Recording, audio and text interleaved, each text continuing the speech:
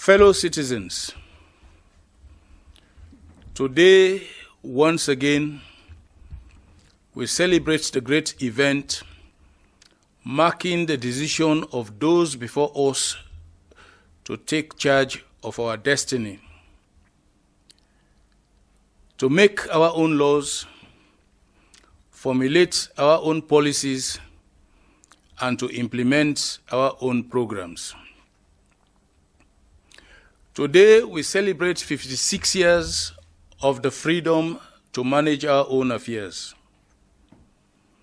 It was a great decision, and as a nation, we started well on the path of greatness. Then we stumbled along the way, and the enthusiasm and joy of freedom and independence shrunk. But collectively, we have reclaimed the vision that inspired our independence. Since 1996, when we decided that enough was enough, that we must restore democracy and go to the serious business of building our nation, we have never looked back.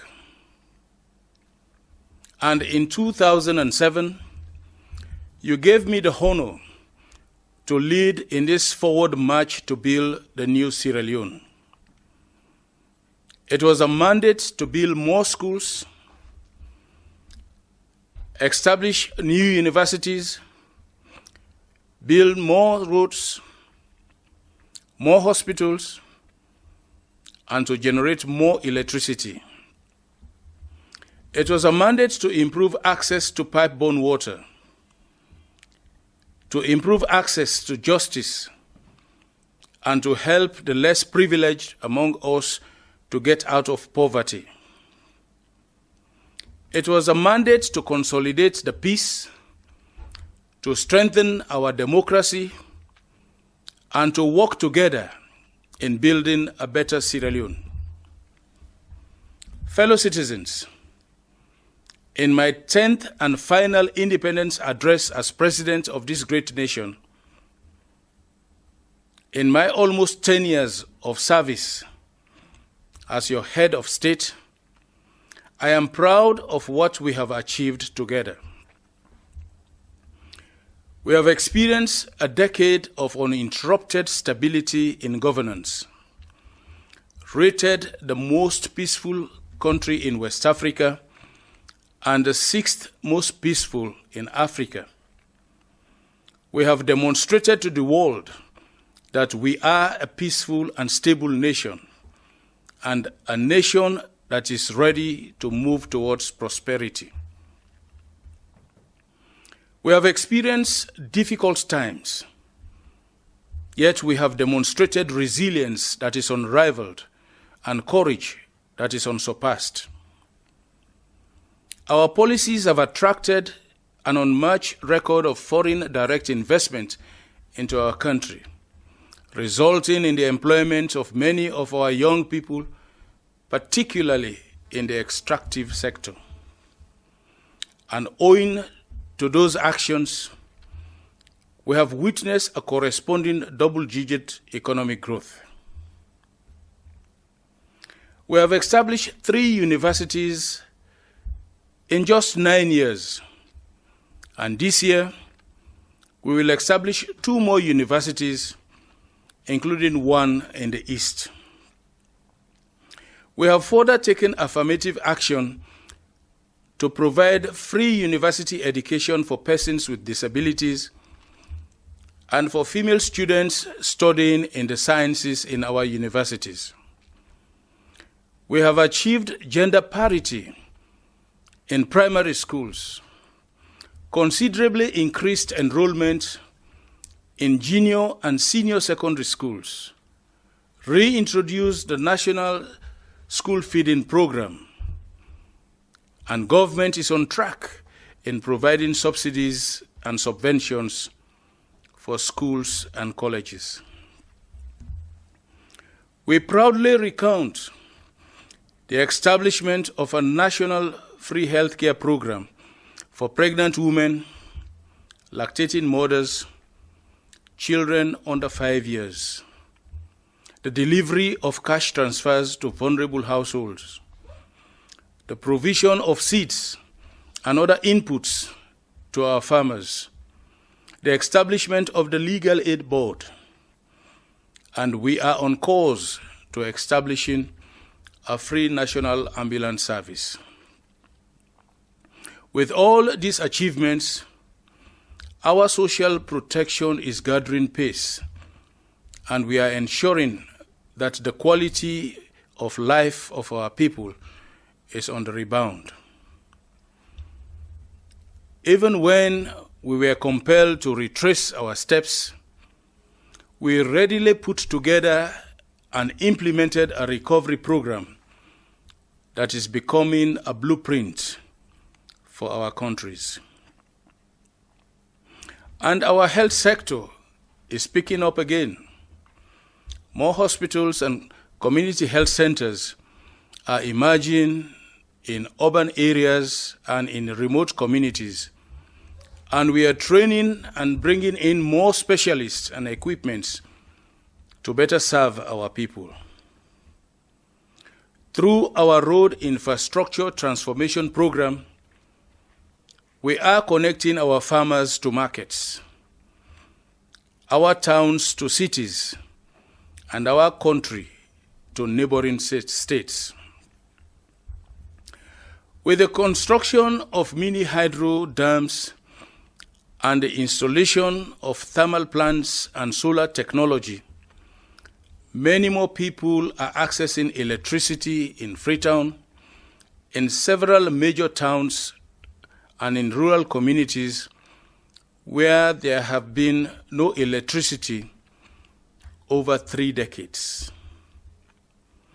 For the first time in more than 3 decades, we are restoring pipe-borne water to many parts of the country through the reconstruction of water stations in all district headquarter towns and in several other major towns, including Bo, Kenema, and Makeni. We also recount our deliberate efforts towards gender and youth empowerment.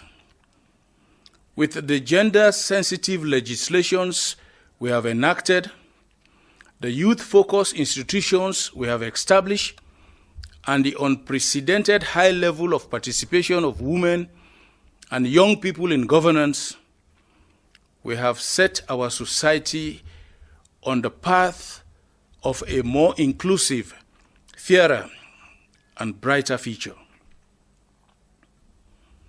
Fellow citizens, our experiences have taught us the need to get tracking systems in all growth sectors, to get accurate data and record our progress.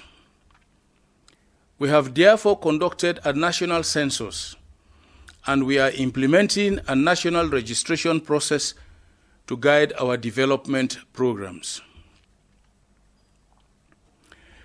The records show that our democratic credentials remain ever more commendable.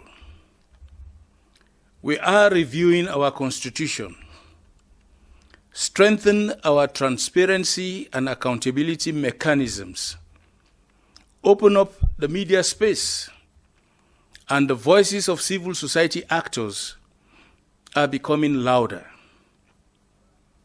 Every now and again, majority of Sierra Leoneans conduct their affairs in keeping with the tenets of democracy and good governance. We vote in a peaceful manner, practice our religions with tolerance, and allow each other's political space.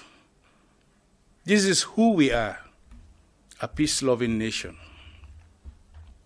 Next year, on March 7th, that peaceful disposition will be put to the test once again. We will vote for our next set of leaders to carry on with this renewal. In doing so, we will have to protect the asset of stability we have collectively developed. We must continue to allow the rule of law to prevail, adhere to the regulations of our political parties, and respect the rights of others to participate in the political process.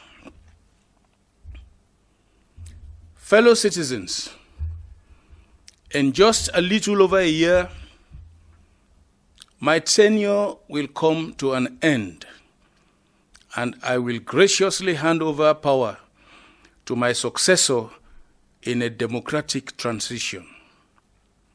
Yes, I will be leaving office, but also a legacy of transformation and of peace and of unity, which we must all be committed to protect and build upon.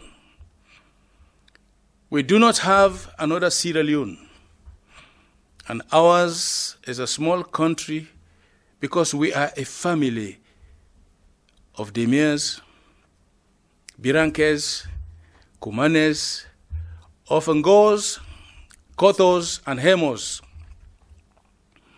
The action of a compatriot in Kwenadugu or in Cambia may have consequences for others in Bonth, Kailaung, and in other parts of the country. We must therefore tread carefully and treat one another with civility, restraint, and compassion. We are a proud and resilient people, and over the years, I have watched how Sierra Leoneans have learned to overcome challenges of war, of disease, and of division. This is why, on this parting Independence Day, I am confident that our future is bright. As a nation, we will stride into a brighter tomorrow and burnish our credentials as a symbol of resilience, an example of perseverance, and a beacon of hope. Yes, Sierra Leone is rising again, but to sustain this renewal, we must work even harder and more collectively to consolidate the peace, foster national cohesion, and generate more of our own revenue. This is everybody's responsibility. It is not a matter of what political party you belong to, or what region you are coming from, or which language you speak. Whether you are at the ports, or at the customs, a coast guard, or at the immigration office, or a mines officer, or an officer of the law, a vote controller, a member of parliament, or a member of the public, the building of the new Sierra Leone requires our collective determination. On this 56th independence anniversary, I therefore entreat everyone to pay heed to the thoughtful words of our national anthem and our creed of unity, freedom, and justice. I wish you all a memorable Independence Day celebration. May God bless you, and may God bless the Republic of Sierra Leone. I thank you all.